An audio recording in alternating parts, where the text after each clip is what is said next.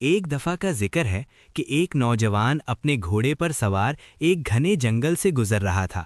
رات کا وقت تھا اور چاروں طرف اندھیرا چھایا ہوا تھا۔ اچانک اسے دور ایک مدھم سی روشنی نظر آئی۔ جب وہ قریب پہنچا تو اس نے دیکھا کہ ایک بوڑھا شخص اپنے ہاتھ میں چراغ لیے کھڑا ہے، حالانکہ وہ بوڑھا شخص خود نابینا یعنی اندھا تھا۔ نوجوان کو بہت حیرت ہوئی۔ اس نے گھوڑا روکا اور پوچھا، اے بزرگ، آپ تو خود دیکھ نہیں سکتے، پھر یہ چراغ لے کر کیوں کھڑے ہیں؟ اس روشنی کا آپ کو کیا فائدہ؟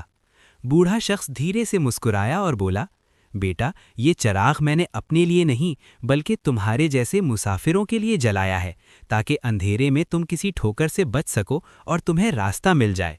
نوجوان یہ سن کر حیران رہ گیا کہ ایک شخص جو خود محروم ہے وہ دوسروں کی بھلائی کا کتنا سوچ رہا ہے۔